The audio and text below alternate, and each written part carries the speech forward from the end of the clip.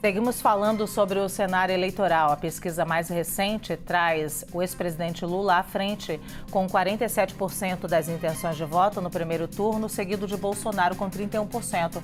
A gente conversa agora, ao vivo, com o professor Antônio Lavareda, cientista político. Lavareda, muito bem-vindo aqui à CNN Brasil mais uma vez. Eu já começo perguntando sobre a pesquisa IPEC de ontem à noite. Eu queria saber exatamente para quem ela é uma má notícia e queria que incluísse não só o primeiro e o segundo candidatos, mas também os terceiro e quarto candidatos, Tebet e Ciro. Olha, boa tarde, Luciana, boa tarde, Sidney, e aos espectadores da CNN. A pesquisa de ontem é uma péssima notícia para o presidente Bolsonaro, porque ela é a primeira recente, do prazo dessa última semana, que abre concretamente a possibilidade da eleição ser resolvida no primeiro turno. E o segundo turno sempre foi a esperança, por óbvio, do presidente Bolsonaro se manter competitivo e conseguir aí disputar aí uma eventual vitória na segunda volta. Então, essa pesquisa marca uma fase nova nessa reta final.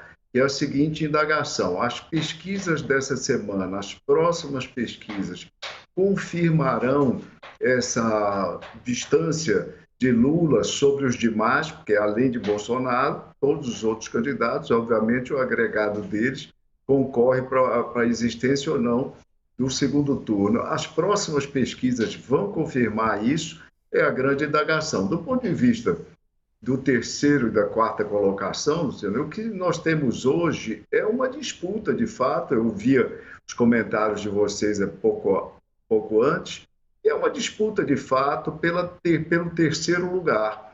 Em algumas pesquisas, por exemplo, na nossa última pesquisa do IPESP, divulgada no último sábado, inclusive aqui na CNN, a senadora Simone Tebet já havia ultrapassado Ciro Gomes entre os eleitores mais velhos, de mais de 60 anos, no segmento feminino, na região norte e centro-oeste agregada e na região sul, empatando na região sudeste. Ela perdia apenas Ciro Gomes na região nordeste, inclusive porque nessa região, no estado do Ceará, o ex-ministro leva uma vantagem, porque é natural, é o seu torrão natal. Então, do ponto de vista dos candidatos de terceira via, a interrogação que se coloca é o seguinte: quem vai chegar em terceira posição? E do ponto de vista dos dois principais competidores, a interrogação que se coloca hoje é a distância apontada pelo IPEC, essa distância de 16 pontos, que é a maior distância entre as 4 últimas pesquisas divulgadas, a maior distância registrada. Ela vai ser mantida, ou pelo menos sinalizada, ou seja, vai se abrir a dianteira de Lula sobre Bolsonaro nas próximas pesquisas. É isso que nós vamos ficar atentos, prestando atenção. Lavareda, se me permite, vou colocar aí um terceiro elemento para a sua reflexão, né? O especialista aqui é o senhor, evidentemente. Mas essas últimas pesquisas já demonstram um certo esvaziamento, Tebet e Ciro, espontaneamente, que alguns chamam de voto útil, né? Ou aquele eleitor, de alguma maneira, que acha que deve votar no primeiro turno, diferente do que ele pensava até então. Isso também é um elemento a considerar para as próximas pesquisas? Olha, Sidney, naturalmente, na expectativa do voto útil, que é um voto perseguido tanto por Lula quanto por Bolsonaro, ou seja, eles perseguem a antecipação daquela preferência do eleitor que só chegaria para eles no segundo turno, a antecipação logo para o primeiro turno. E, em suma, é disso que se trata esse tal de voto útil. Então, o fato de que os eleitores de Simone e os eleitores de Ciro não demonstram a mesma consistência na sua preferência, perto da metade, ou pelo menos 40% no mínimo em todas as pesquisas, para cada um dos grupos desses eleitores, admite ainda que seu voto, sua decisão não é definitiva, é essa expectativa que vai acompanhar até as últimas horas da disputa. Boa parte do voto útil, não raro, se resolve nas últimas horas, literalmente, das pesquisas da véspera da eleição, para ser traduzida essa opção como comportamento efetivo nas urnas, ou seja, no nosso caso, no dia 2 de outubro. Então, você tem razão, esse voto útil potencialmente revelado pela pouca consistência ou menor consistência das intenções de voto de Simone Tebet e de Ciro é um dado também para ser observado daqui para frente.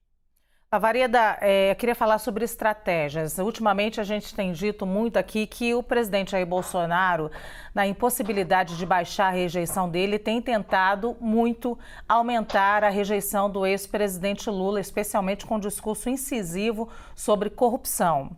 O presidente Lula, por sua vez, tem se aliado a vários nomes importantes, tentando mostrar que tem ali uma frente ampla pela democracia. Agora, depois de Marina Silva, ontem também com uma reunião com muitos outros ex-candidatos, inclusive Henrique Meirelles. Qual estratégia está funcionando mais? Olha, Luciana, os dados das pesquisas revelam que até agora a estratégia de Lula tem surtido mais efeito. Essa estratégia que você mencionou é essa estratégia que produz efetivamente voto útil, ou seja, atrai eleitores que eventualmente não estavam inclinados a votar no presidente, como eu disse, já no primeiro turno, e pelo simbolismo dos gestos, das aproximações, seja semana passada com Marina Silva, seja essa semana com um conjunto de ex-candidatos. Mas a cereja do bolo era Henrique Meirelles, exatamente, seja por gestos assim que o presidente Lula tem conseguido aí agregar alguns pontos que podem ser decisivos nessa trajetória para eventualmente resolver a eleição no primeiro turno. Ao passo que o presidente Bolsonaro apostou suas fichas nos últimos 8 dias no discurso anticorrupção. Suas inserções, seus comerciais na televisão, seu programa na TV também, apostaram praticamente todas as fichas nessa clave. E eu já tive a oportunidade de comentar isso no Twitter, que ou esses comerciais não foram pré-testados ou foram mal testados, porque obviamente não tem contribuído em nada para o desempenho do presidente.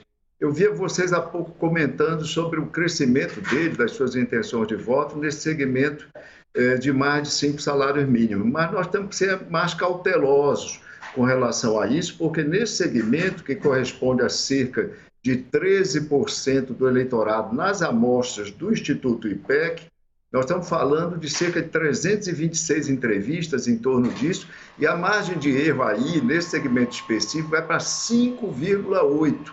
Então, nós não vamos saber exatamente ao certo se houve variação na margem ou se houve crescimento efetivo do presidente Bolsonaro nesse contingente. O certo é que atacar a questão da corrupção, centralizar suas críticas nessa clave, não surtiu efeito. E é fácil entender porque não surtiu.